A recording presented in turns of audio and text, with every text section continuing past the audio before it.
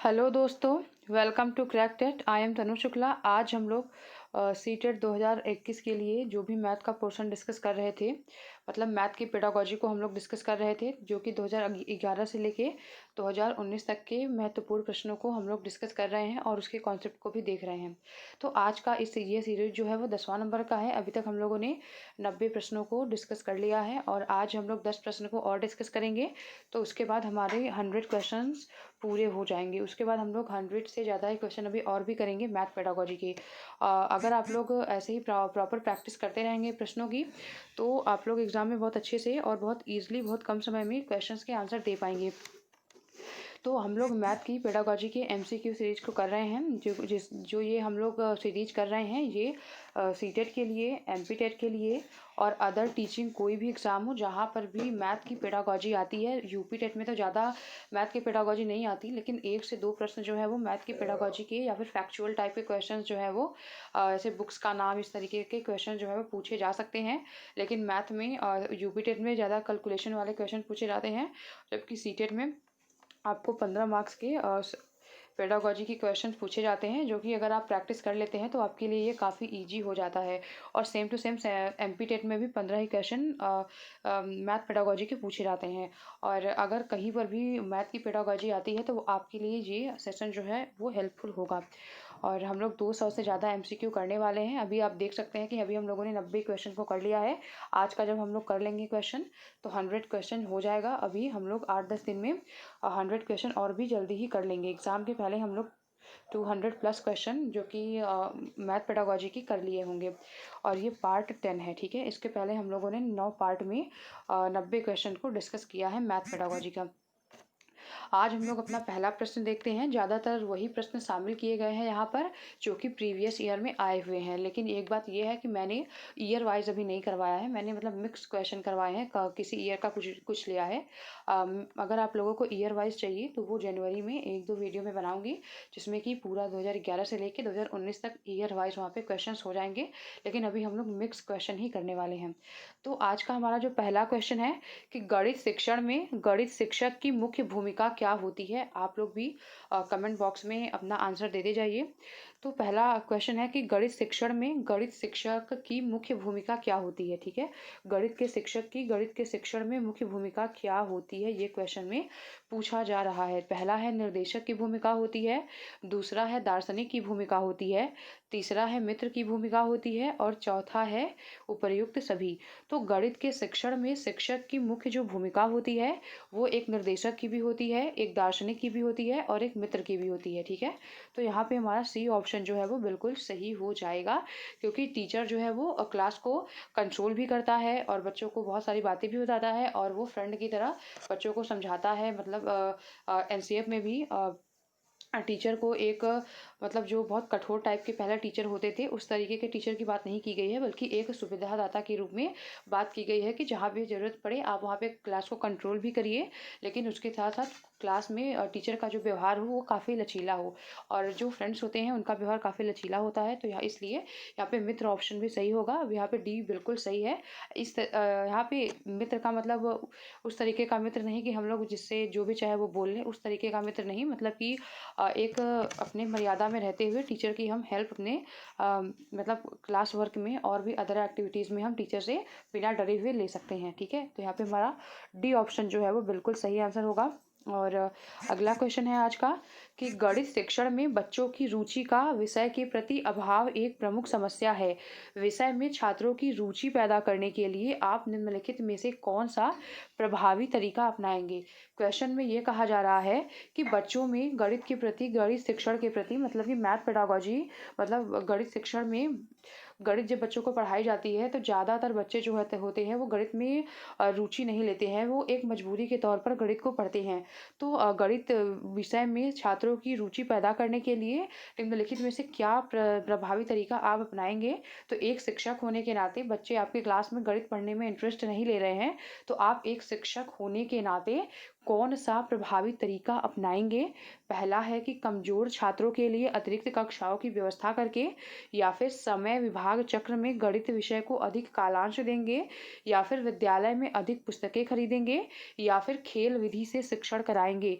तो यहाँ पे बच्चों में छात्रों में रुचि पैदा करने की बात की जा रही है कि बच्चे जो है वो मैथ में इंटरेस्ट लेने लगे। और बच्चे इंटरेस्ट कब लेते हैं? जब बच्चों को कोई भी चीज़ खेल के माध्यम से सिखाया जाता है, या फिर उनके रियल लाइफ से उन्हें जोड़कर सिखाया जाता है, या फिर एक्टिविटीज़ कराई जाती है, या फिर बच्चों को जहाँ पर एक्सप्लोर करने का मौका मिलता है, बच्चों को अधिगम करने का और सीखने का, खोजने का मौका मिलता है। बच्चे अपने ज्ञान का निर्माण स्वतः ही जहाँ पे करते हैं, वहाँ पे बच्चे जो है ज़्यादा इंटरेस्ट लेके पढ़ाई करते हैं।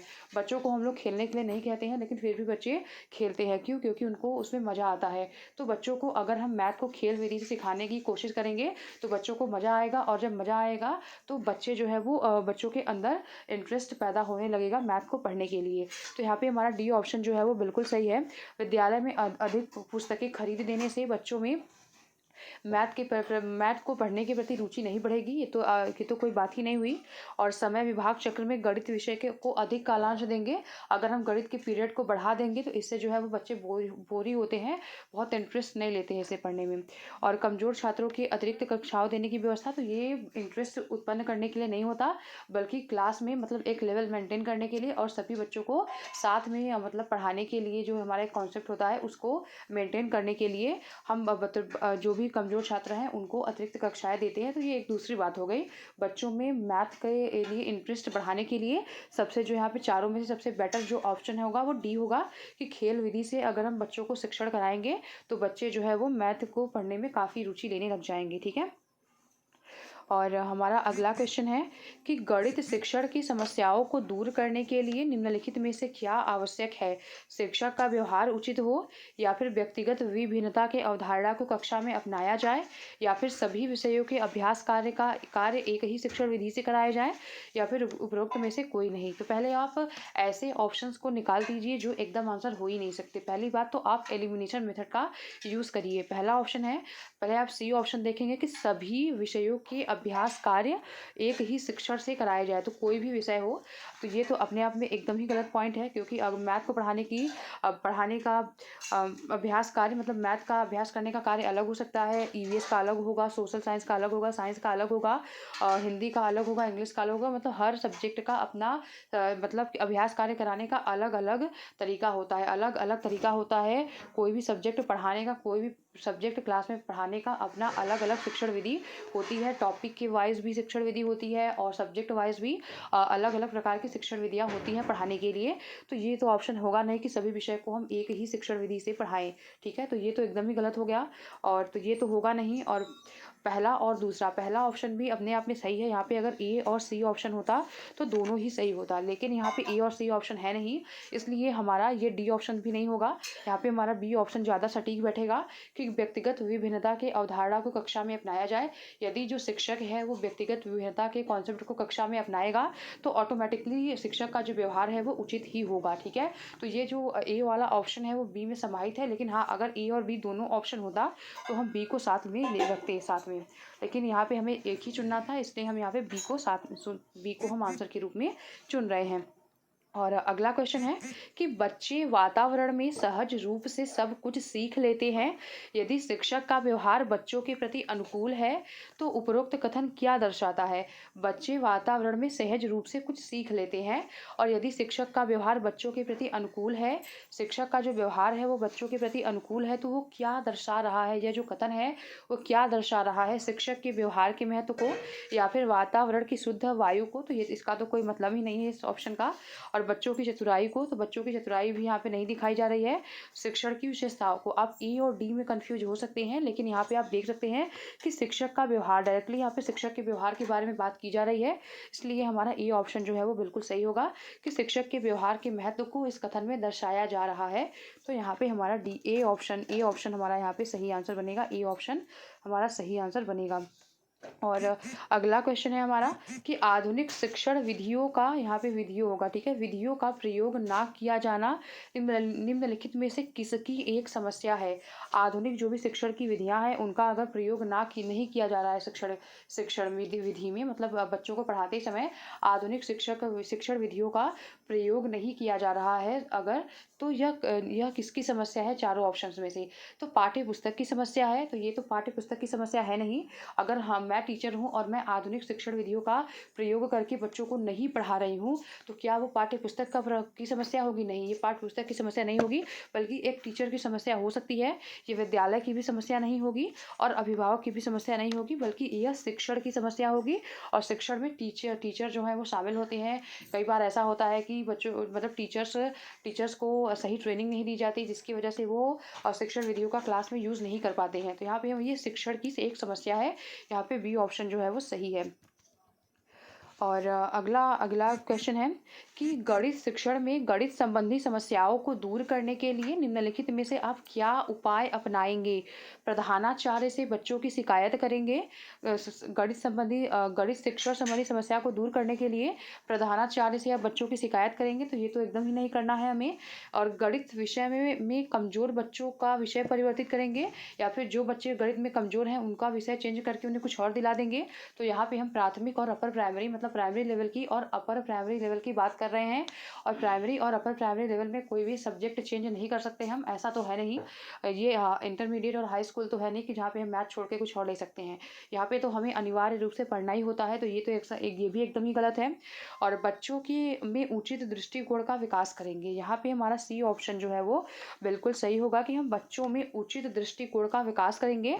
तो यहाँ पे हमारा सी ऑप्शन जो है बिल्कुल सही होगा कि गणित शिक्षण में शिक्षण संबंधी समस्याओं को दूर करने के लिए बच्चों में हम उचित दृष्टिकोण का विकास करेंगे। यहाँ पे हमारा सी ऑप्शन जो है वो बिल्कुल सही है। और अगला क्वेश्चन है आज का कि गणित शिक्षण की समस्याओं को दूर करने के लिए एक अध्यापक को निम्नलिखित में से कौन सी अध्यापन प्रक्रिया अपनानी चाहिए? ठीक है, यहाँ पे अध्यापन होगा। अध्यापन प्रक्रिया एक अध्यापक को गणित की समस्या को दूर करने के लिए गणित शिक्षण की समस्या को दूर करने के लिए एक अध्यापक को निम्नलिखित में से कौन सी अध्यापन प्रक्रिया अपनानी चाहिए? पहला है समस्या प्रस्तुत करना, या फिर छात्र क्रिया को सही दिशा देना, या फिर छात्रों का मूल्यांकन करना, या फिर उपरोक्त सभी। तो हम सभी को पता है कि गणित शिक्षण में अब हम बच्चों के सामने समस्याएं उत्पन्न करते हैं, प्रॉब्लम्स बच्चों को हम देते हैं, तो ये बिल्कुल सही है।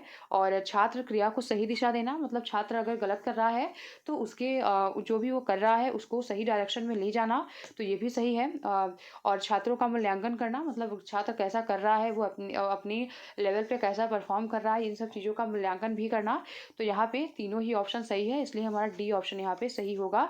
एक गणित शिक्षण की समस्या को दूर करने के लिए हमें तीनों ऑप्शंस को करेक्ट करना यहाँ पे पड़ेगा, ठीक है।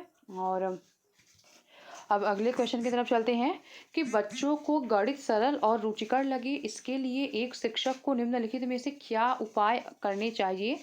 बच्चों को गणित सरल और रुचिकर लगे, इसके लिए शिक्षक को क्या उपाय करने चाहिए? गणित में मनोरंजन को स्थान देना, मतलब गणित को इस तरीके से पढ़ाना कि बच्चे खेल विधि के माध्यम से रियल लाइफ से जोड़ के, मतलब बच्चों को मज़ा आए पढ़ने में, मतलब बच्चे उस पीरियड को एंजॉय करें, ना कि एक इस तरीके से उसको एक नीरस वातावरण में बच्चों को पढ़ाया जाए। तो बच्चे जो है वो इससे इंटरेस्ट लेंगे। बच्चों को जहाँ पे रुचि की बात आती है वहाँ पे खेल विधि को हमेशा जोड़ा जाता है। तो यहाँ पे इसी का मतलब इसी से है, ठीक है।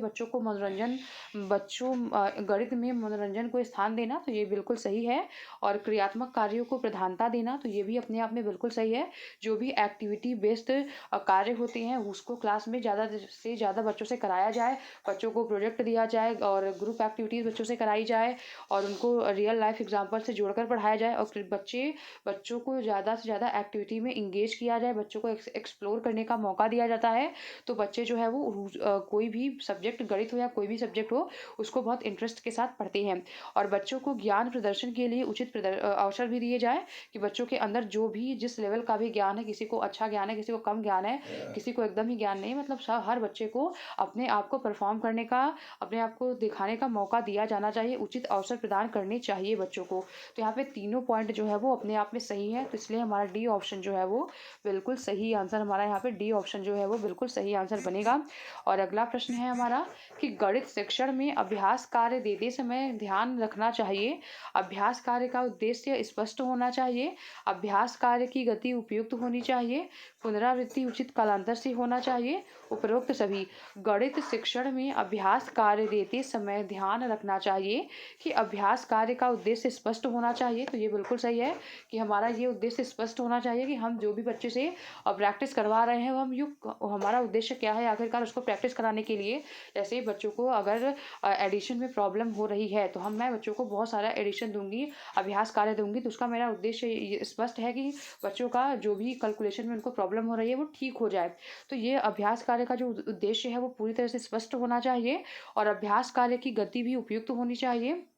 मतलब बच्चों को जो भी अभ्यास कार्य दिया जा रहा है उसकी गति भी उपयुक्त होनी चाहिए और पुनरावृत्ति उचित कालांतर से होनी चाहिए। मतलब कि अभ्यास कार्य ऐसा नहीं है कि बैक टू बैक अभ्यास कार्य बच्चों को दे रहे हैं, जैसे कि एक उचित कालांतर में, जैसे कि एक हफ्ते में हम एक बार टेस्ट ले रहे हैं या एक बार या 2 बार अभ्यास करवा रहे हैं बच्चों से, मतलब उचित कालांतर होना चाहिए।